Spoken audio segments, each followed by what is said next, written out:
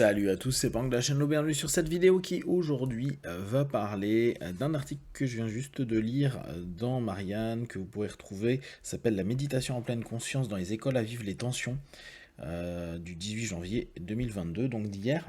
Et pour vous le résumer, il y a certaines écoles et notamment un test qui est proposé pour faire de la méditation pleine conscience pour les élèves CM2 et 6e, 5e. Et il semble que les syndicats soient complètement contre parce qu'ils trouvent que ça peut emmener vers des dérives sectaires. Je trouve la réflexion hyper intéressante. Je ne sais pas si vous vous souvenez, il y a quelques années, je vous avais mis en avant le fait que quand on est parent ou quand on est tuteur, il est utile de prendre attention à ne pas imposer ses croyances, ses disciplines à ses enfants. Même si nous, on pense que c'est génial, qu'on adore, que ça ouvre sur plein de choses, etc. Bah, un enfant, il a peut-être pas envie de méditer, ou prier, ou faire de l'auto-hypnose, ou travailler sur des choses. Souvent, il le fait par mimétisme, parce que le parent lui propose, ou le fait de son côté, il le voit. Mais à ce moment-là, c'est une dynamique que lui va peut-être vouloir faire par curiosité, par mimétisme, comme on l'a tous fait avec différentes activités, des tuteurs, des parents, des caretakers. Là, en l'occurrence, je regardais, juste avant de vous faire la vidéo, s'il y avait eu pas mal de méta-analyses concernant les effets du mindfulness à l'école. Il y en a une de 2018, je vous le mettrai, qui dit que, bon, il y a des résultats plutôt positifs, notamment, et ça c'est plus intéressant, les interventions qui ont été réalisées à la fin de l'adolescence, 15-18 ans, et qui consistaient en des combinaisons de diverses activités de pleine conscience, ont eu les effets les plus importants sur les résultats en matière de santé mentale et de bien-être. Je vous mettrai le lien. Là, en l'occurrence, c'est pas pour des fins d'adolescence, c'est plutôt pour des enfants. Et d'après ce qu'ils disent, ils disent que ça s'est avéré utile avec des effets significatifs de faibles à modérés avant et après l'intervention par rapport au groupe témoin. Maintenant, c'est directement après. Ce qui est intéressant, c'est de voir de façon générale, il y a d'autres articles qu'on trouve sur Google Scholar où vous pourrez voir que ça aide pas mal les écoles, en tout cas les enfants un peu speed. Néanmoins, dans la critique qui est proposée dans cet article-là, ils mettent en avant le fait que il puisse y avoir des dérives sectaires. Donc, il demande que M. Blanquer mette un terme sans délai à cette expérimentation. La pratique sur les enfants mineurs d'une méthode qui peut aboutir à un conditionnement avec perte d'esprit critique et assujettissement de l'individu engendre des risques importants qui ne peuvent être négligés. Et là-dessus, moi, c'est là où j'ai tilté. On pourrait se dire, mais non, la pleine conscience, ça permet aux enfants d'être dans un état plus ouvert, plus présent, etc. Néanmoins, cette phrase-là, moi, j'y adhère complètement. Souvenez-vous, la transe est une communication entre le conscient et le subconscient en diminuant le facteur de jugement. Et la méditation, qui exploite une transe qui est un peu orientée différemment de celle de l'auto-hypnose ou de la sophro, etc., diminue le facteur de jugement pour justement être dans une connexion avec soi et être dans la conscience en limitant le facteur critique, si on utilise un autre mot assez commun en hypnose. Et on peut comprendre que le parent puisse se dire « Ouais, mais dès lors, on conditionne mon enfant. » Maintenant, l'école, par essence, conditionne un enfant. Il n'y a même pas de discussion. Les professeurs enseignent des choses que l'enfant doit apprendre et il doit avoir une notation par rapport à la manière dont il a été conditionné, il a appris, il a fait des exercices autour d'eux.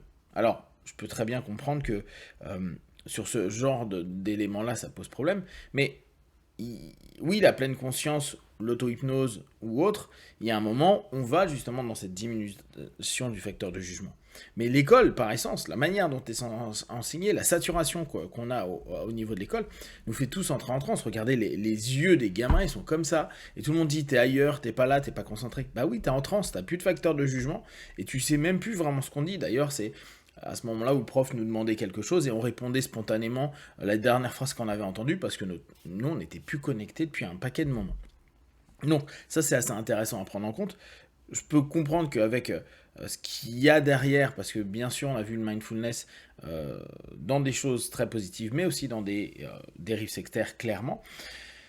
Bah, il veuille protéger l'enfant, ça c'est normal, mais ça ouvre quand même une réflexion sur, ok, donc le facteur de jugement, l'école devrait le proposer. Or, on sait très bien que sur les bases éducatives, on ne nous demande pas de facteurs critiques. Souvenez-vous des études de texte, des narrations, de ce que vous proposiez comme devoir. Si ça n'allait pas dans le sens d'un programme ou autre, bah vous aviez une mauvaise note, parce que on note par rapport à un cadre prédéfini, et donc une attente prédéfinie, donc un conditionnement de pensée qui est prédéfini par un ensemble d'éléments préétablis.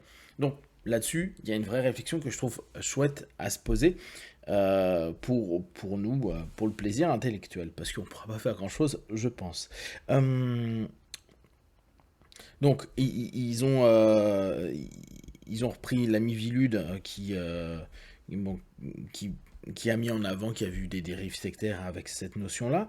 Euh, alors, qu'est-ce que j'avais trouvé que c'était intéressant?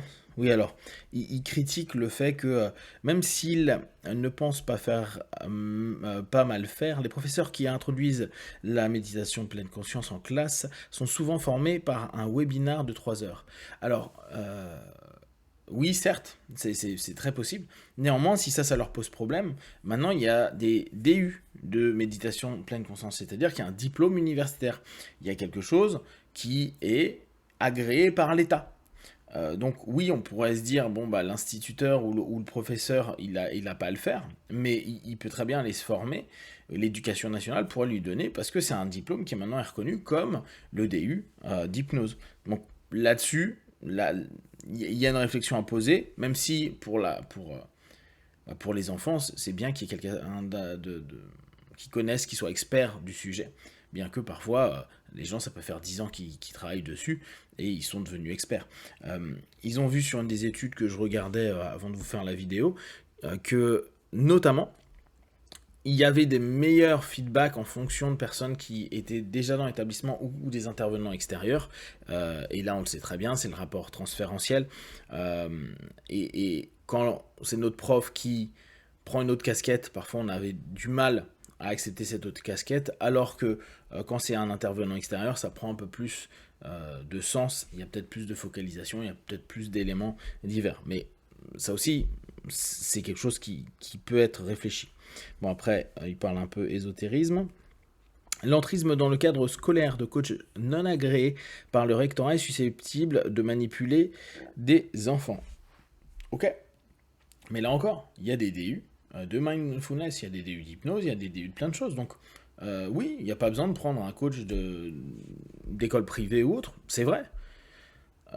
Dès lors, ils peuvent quand même prendre des gens qui sont pleinement formés. La LDH s'indignait déjà dans un précédent communiqué qu'en entrant dans l'école publique, la méditation en pleine conscience vienne tacler de plein fouet la loi de séparation Église et État. Alors, bien sûr, vu qu'il y a un rapport bouddhiste derrière, initialement, hein, même si ça a été complètement remanié, ouais, là-dessus, la discussion, je trouve qu'elle a du sens, elle est intéressante. On transmet des éléments de croyances ésotériques autour des énergies. Alors je sais pas quel MTC, quel MTC, non, je suis en médecine traditionnelle, quelle méditation ils ont fait, mais à la base, c'est plutôt du body scanning, c'est de la réflexion, de l'apaisement, de l'écoute de soi dans l'instant, etc., etc. Bon, après, il est possible que des personnes utilisent des sémantiques qui ne conviennent pas, mais là aussi, c'est une éducation à faire aux personnes qui vont enseigner pour éviter d'ouvrir sur des, sur des choses qui peuvent gêner et personnellement et de façon générale l'apprenant, l'enfant ou le jeune ado.